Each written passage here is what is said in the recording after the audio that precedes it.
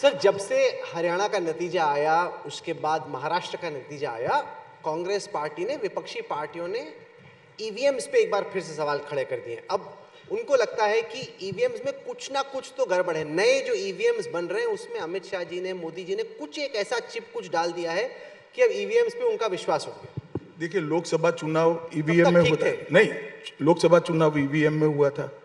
राहुल गांधी मानते हैं कि लोकसभा में वो जीत गए हैं, वो मानते हैं, जीते नहीं है मगर वो मानते हैं।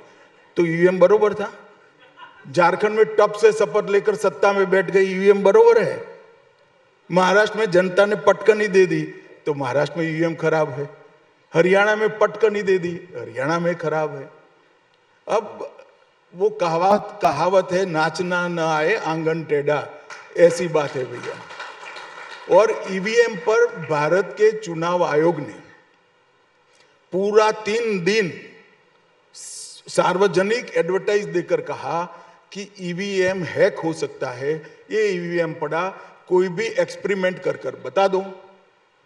ये सारे घमंडिया गठबंधन की पार्टियां विरोध करती है, कोई नहीं गया। इनका एक कल्चर है कि आरोप करो और भाग जाओ, भ्रांति खड़ी करो। आज मैं कहता हूं, ये कहते थे कि हम संविधान बदल देंगे, संविधान बदल देंगे, संविधान बदल देंगे। कांग्रेस के नेता आज भी बोले कि आपकी सीटें 240 आई वरना आप बदल देते। उनको मालूम नहीं है 10 साल तक हम 2/3 बहुमत के साथ एनडीए शासन करता था, हमने आरक्षण को नहीं छुआ है।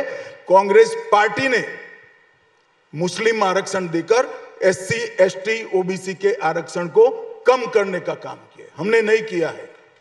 और मैं फिर से एक बार आज तक मैं दोहराना चाहता हूं, जब तक भारतीय जनता पार्टी का एक भी सांसद सदन में है, हम ना धर्म के आधार पर आरक्षण आने देंगे, ना एससी, एसटी, ओबीसी के कोटा में कटौती होने देंगे। सर, चुनावी प्रक्रिया से जुड़े 2 सवाल और हैं। पहला ये कि आजकल जब पोलिंग खत्म होने को है, 6:30 बजे जो ईसी का डेटा आता है और 11:30 बजे जो आता है, विपक्षी पार्टियां पूछ रही हैं 5-6% कैसे बढ़ जाता है, पहले तो नहीं बढ़ता था। उनका आरोप यह है कि कुछ आप कर रहे हैं आखिरी के घंटे में, कि आखिरी के जो वोट पड़ते हैं वो सारे आपके पड़ते हैं। इनका प्रॉब्लम क्या है, उनके पास बूथ इंचार्ज रहा हुआ कोई व्यक्ति लीडर बना ही नहीं है। सारे परिवारों से आ गए, बड़े बड़े बाप के बेटे हैं, कभी बूथ पर काम नहीं किया है। जब इलेक्शन समाप्त होता है तब पोलिंग स्टेशन की परिधि में जितने लोग अंदर आ जाते हैं वो सभी को 8 बजे, 9 बजे, जो बजे वो वोटिंग करने का सर्कुलर टीएन सेशन के समय से है। अगर इतना ज्ञान होता है तो सवाल पैदा नहीं होता है। उनका पोलिंग एजेंट भी अंदर होता है, तो तेरा पोलिंग एजेंट तुझे नहीं कह रहा है क्या? और एक भी कंप्लेन नहीं करते हैं। ये कहते हैं वीवीपैट गिनो, वीवीपैट गिनो। उनको मालूम नहीं है वीवीपैट गिनने का आज भी प्रावधान है। लोकसभा कॉन्स्टिट्यूएंसी के लिए कुछ अमाउंट है, वो भर देते हो तो वीवीपैट गिनी जाती है, 100% गिनी जाती है। पवार साहब ने सभी प्रत्याशियों को अपील करी, कुछ लोगों ने करा भी वीवीपैट, तो 100% मिलान हुआ है। और मैं तो ठीक ही मानता हूं, वो वीवीपैट के कारण हारे ऐसा मानते हैं तो हमारे लिए तो अच्छा ही है। सच्चे कारण उनको मालूम ही नहीं पड़ेंगे। क्योंकि इसी से जुड़ा हुआ है एक और सवाल, वोटर रोल्स के एडिशन और डिलीशन का। पहला सवाल ये कि 40 लाख लोकसभा और विधानसभा के बीच में महाराष्ट्र में वोटर्स की संख्या बढ़ जाती है, वो लोग पूछ रहे हैं ये कहाँ से आए। और दूसरा सवाल ये कि जो फंसी हुई सीट है, जो आरोप लग रहा है, जहाँ पे टाइट फाइट थी, बीजेपी कम मार्जिन से हारी, वहाँ पे आप बीएलओ, ब्लॉक लेवल ऑफिसर्स की मदद से वोटर डिलीशन करवा रहे हैं फटाफट। जो लोग जिंदा भी हैं, घूम भी रहे हैं, उनके भी आप नाम हटवा रहे हैं ताकि टाइट फाइट में आप आगे निकल जाए। इन 2 आरोपों को ऐसा है, मैं ये भ्रांति कुछ पार्टियां मिलकर फैला रही है। मैं देश की जनता को स्पष्टता करना चाहता हूं, इन्होंने कभी इलेक्शन कमीशन के रूल्स नहीं पढ़े हैं। किसी भी व्यक्ति का वोटर से नाम डिलीट करने की एक प्रक्रिया होती है। वोटर से नाम डिलीट करना है तो इलेक्शन कमीशन उनको 11 दिन का नोटिस भेजता है कि आपका नाम वोटर लिस्ट से डिलीट हो रहा है, आपको कोई आपत्ति हो तो कृपया इस व्हाट्सएप नंबर पर, इस मोबाइल नंबर पर, इस मेल पर या पत्र लिखकर हमें जानकारी करिए, पर्सनली भी आपका स्वागत है। तो किसी का नाम डिलीट करना इतना सरल नहीं होता है भाई।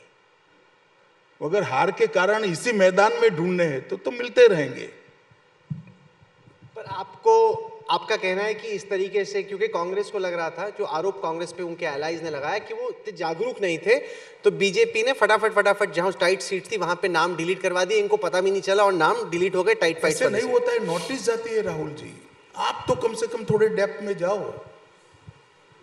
आपका काम है जनता में जागरूकता फैलाना। इलेक्शन कमीशन का नियम है, किसी का नाम भी आप डिलीट नहीं कर सकते, एक नोटिस भेजना पड़ता है, उसके घर पर बकायदा पोस्ट जाती है। और बीएलओ हमारे उनकी पार्टी के नहीं है, तो उनके बीएलओ क्या करते हैं, इटली गए हैं क्या? बीएलओ दोनों पार्टी के होते हैं। सर, मणिपुर में करीब 600 दिन हो गए जब से ये हिंसा का दौर स्टार्ट हुआ है। आप देश के गृह मंत्री हैं, माना जाता है कि पटेल साहब के बाद सबसे शक्तिशाली और यशस्वी गृह मंत्री हैं।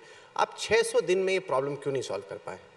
नहीं, देखिए, वहाँ नस्ली हिंसा है, ये कोई ना टेररिज्म का प्रॉब्लम है, ना एक प्रकार से धर्म के आधार पर हुए दंगे हैं, ये नस्ली हिंसा है।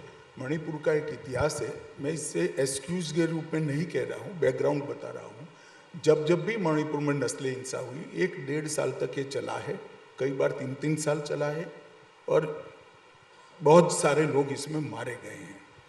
ये नस्ली हिंसा के कारण हुआ है, लोगों के मन में दूरी हुई है। अब हिंसा कम हुई है, काफ़ी कम हुई गई है, और इसीलिए ये लोग थोड़ा यहाँ पार्लियामेंट में हो हल्ला कर उकसाना भी चाहते हैं, मगर मुझे अब विश्वास है कि स्थिति ठीक हो जाएगी और रिजॉल्व भी हो जाएगी।